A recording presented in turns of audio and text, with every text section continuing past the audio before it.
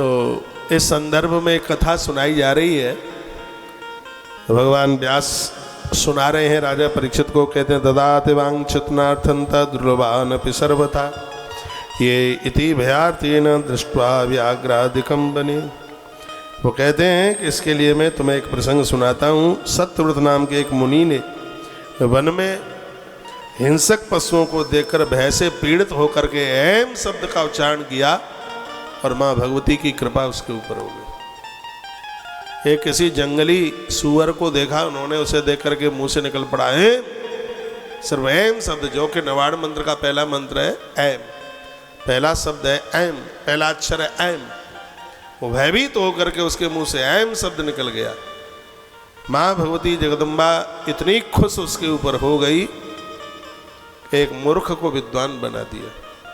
बिंदुहीन समीतुक्तम वांछितम प्रदात वै तत्र सत्यव्रतस्यैव दृष्टान्तो निपसत्तमः। वर्णन है कि ऐम शब्द का उच्चारण किया, उस बिंदु रहित बीज मंत्र ऐम का उच्चारण करने मात्र से भगवती ने मनोवांछित फल प्रदानित कर दिया। यह दृष्टांत हम पुण्यात्मा मुनियों के लिए प्रत्यक्ष रूप से कहा गया। हे राजन, एक बार ब्राह्मणों की सभा में विद्वानों के द्वारा उदाहरण के रूप में उस सत्यव्रत की कथा के लिए बात कही गई और कहा कि उस सत्यव्रत नाम के राजा ने कैसे विद्वता को प्राप्त किया। इसके बारे में जन्मेजय राजा कहते हैं कोसौ सत्यव्रतो नाम ब्राह्मणो द्विज सत्तमा। काहे गुरुदेव, आप यह बताइए सत्यव्रत नाम का ब्राह्मण वह कौन था, कस्मिन देशे, कौन से देश में रहने वाला था, समुद्र उत्पन्न, कौन से देश में उसने जन्म लिया, कीदृशस्य वदस्व वै। आपसे हम पूछते हैं उसके बारे में आप हमें बताएं। कथम तेन सुतः शब्द कथम उच्चारिता पुनः। उस ब्राह्मण ने ऐम शब्द कैसे सुना और फिर स्वयं भी कैसे उसका उच्चारण किया। उच्चारण करते ही उसी क्षण उस ब्राह्मण की कैसे उसको सिद्धि प्राप्त हो गई। सर्वत्र विराजमान रहने वाली तथा सब कुछ जानने वाली भवानी ने उसके ऊपर कैसे कृपा करी, इसके बारे में आप हमें बताएं गुरुजी, तो आपकी बड़ी कृपा होगी।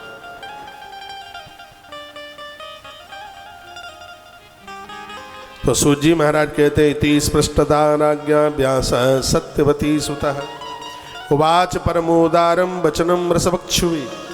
सूत जी कहते हैं राजा जन्मेजय के पूछने पर सत्यवती पुत्र भगवान व्यास ने पवित्र और बड़े उदार मन से एक बड़ी सुंदर सी कथा सुनाई। व्यास कहते हैं शृणु राजन प्रवक्ष्यामि कथम पौराणिकीम शुभाम। मैं पुराण की कथा राजा तुम्हें सुना रहा हूँ। श्रुतामन समाजेशु मया पूर्वम कुरुद्वा। वो कहते हैं कि हे कुरुनंदन, पूर्व काल में मुनियों के समाज में मैंने ये कथा सुनी थी। भगवान व्यास कहते हैं पूर्व काल में संतों के मध्य में ये कथा हमने सुनी। तो जन्मेजय राजा ने पूछा गुरुजी आपने कहा कौन संतों के बीच में ये कथा सुनी। तो वो कहते हैं एकदा हम कुरुश्रेष्ठा कुरवा तीर्थाटनम सूची। कुरुतीर्थ, कुरुतीर्थ नाम है कुरुक्षेत्र का। वो कहते हैं एक समय में तीर्थ दर्शन के लिए मैं निकला था। देखिए तीर्थों के लिए जाया करो, जिनका मन तीर्थ यात्रा में लगता है उनके हृदय में तीन चीजें रहती हैं, भक्ति, ज्ञान और वैराग्य। उसके हृदय में तीनों का बसेरा होता है। राम जी ने पूछा था महर्षि वाल्मीकि को कि हम कहाँ रहे, तो उन्होंने 14 जगह बताई। उनमें एक ये भी तो बताया कि जिन लोगों के पांव तीर्थ यात्रा के लिए निकलते हो, हे भगवान आप अयोध्या रहना भले ही भूल जाना, लेकिन उन लोगों के हृदय में वास करना मत भूलना कभी। वर्ष में कुछ समय ऐसा निकालो तीर्थ यात्रा के लिए चरण जाते रहे। क्या सुंदर चौपाई है। चरण राम तीर्थ चल जाए, चरण राम तीर्थ चल जाए, राम बस होते के मन माही। चरण राम तीर्थ चल जाए, राम बस होते के मन माही। चरण तीरथ चली जाई। राम बसहु दीन के मन माही। चरण राम तीरथ चली जाई। राम बसहु दीन के मन माही।